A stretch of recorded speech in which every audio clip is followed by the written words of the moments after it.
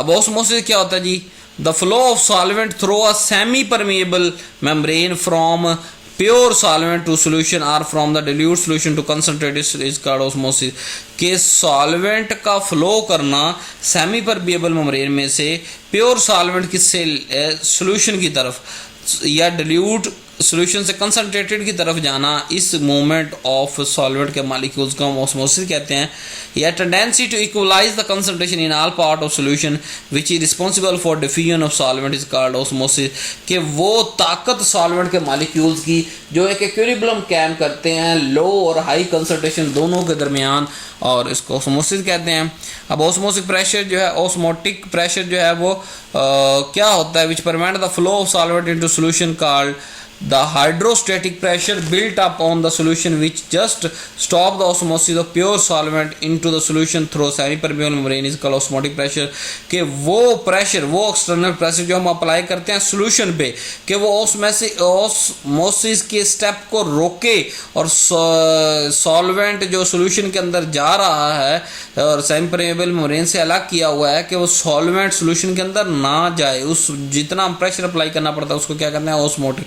यानी ऑस्मोसिस के प्रोसेस को रोकने के लिए जो प्रेशर होगा वो ऑस्मोटिक प्रेशर कहलाएगा। अगर प्योर सॉल्वेंट की बात करें, उसको जो है वो प्लेस कर दे एडजेसेंट टू सोल्यूशन के साथ ही और अंदर एक परमिएबल मेम्ब्रेन लगा दे, यानी एक ही कंटेनर के अंदर हमने एक तरफ सॉल्वेंट रख देना और दूसरी तरफ सोल्यूशन रख देना, अंदर सेमी परमिएबल मेम्ब्रेन लगानी। सेमी का मतलब किसी को इजाज़त दे किसी को नहीं, यानी सॉल्वेंट को इधर से इजाज़त देगी उधर से सोल्यूट को इजाज़त नहीं होगी। अब सॉल्वेंट के जो मॉलिक्यूल हैं वो पास कर सकते हैं मेम्ब्रेन के और सोल्यूशन को डिल्यूट करेंगे। Also receive the volume of solution and the result of hydrostatic pressure osmotic pressure is built up in the solution। So this osmotic pressure can be measured by applying the knowing the pressure which stop any movement। कि हम ये कितना pressure इधर से उधर जाने पे molecule के लग रहा है, कि हम अगर इस प्रोसेस को रोकने के जितना प्रेशर लगाएंगे उतना ही प्रेशर है।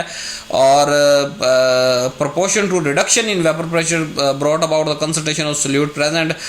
और इस तरह में सोल्यूट की मौजूदगी का पता चलता है कि जितना ज़्यादा सोल्यूशन कंसनट्रेटेड होगा, इसका मतलब उतनी ज़्यादा सोल्यूट डालें उतनी ज़्यादा ऑस्मोसिस होगी, और जितनी ज़्यादा ऑस्मोसिस होगी उतने ज़्यादा ऑस्मोसिस रोकने के लिए प्रेशर लगाना पड़ेगा। तो इससे हमें ये पता चलेगा ऑस्मोटिक प्रेशर का। ये भी कोलिगेटिव प्रॉपर्टी है। क्यों कोलिगेटिव प्रॉपर्टी है? क्योंकि हमें पता चल रहा है ना ऑस्मोसिस किस पे डिपेंड कर रहा है, उधर पड़े उस सोल्यूट पार्टिकल पे। अगर यानी अगर वहाँ डिल्यूट सोल्यूशन हो या बिल्कुल ही डिल्यूट हो तो यहाँ से सॉल्वेंट क्यों जाए? वो कंसंट्रेटेड था, उसके अंदर सोल्यूट मौजूद था सोल्यूशन के अंदर, और उसको डिल्यूट करने के लिए फिर सॉल्वेंट को जाना पड़ा, क्योंकि सेमी परमिएबल है, ये सॉल्वेंट तो उधर जा सकता, सोल्यूट इधर नहीं आ सकता। अब ये जो प्रोसेस है सॉल्वेंट का अपनी जगह को छोड़ के सोल्यूशन के अंदर घुसने का, सेमी परमिएबल मेम्ब्रेन से गुजरते हुए, उसको ऑस्मोसिस कहते हैं। इस पर अगर प्रेशर लगा के रोक दें, और जितना प्रेशर जो है लगाएं के रोकेंगे इसको, तो उतने उसको क्या कहेंगे? उस प्रेशर को ऑस्मोटिक प्रेशर कहेंगे। अब इसके हमारे पास जो है वो अगर आप देखें तो pi is equal to NRT। Pi हमारे पास ऑस्मोटिक प्रेशर है, number of mole of solute पे डिपेंड कर रहा है, और R यूनिवर्सल गैस कांस्टेंट और एब्सोल्यूट टेम्परेचर है। इसमें हमारे पास मेथड कौन सा है? उसको कहते हैं फीफर मेथड। और ऑस्मोटिक प्रेशर मेजर किया जाता है ओस्मोमीटर के जरिए। Pfeiffer method is usually used for this purpose and apparatus used for this purpose shown किया गया है। और सोल्यूशन को हम क्या करते हैं? पोर्ट में लेते हैं, और पोर्ट को जो है वाटर के अंदर प्लेस कर देते हैं, और जो है water passes through semi permeable membrane and dilution of solution occur and produce osmotic pressure जितना indicated by manometer. The higher pressure registered by manometer give the osmotic pressure of solution according to van Hoff rule. जो osmotic pressure जो होता है वो dilute solution के और dilute solution का जो ऑस्मोटिक प्रेशर वो इक्वल होता है प्रेशर एक्सर्टेड बाय सोल्यूट के। सोल्यूट उधर से कितना प्रेशर लगा रहा है, if the gas and occurring some volume is constant so pi is equal to NRT।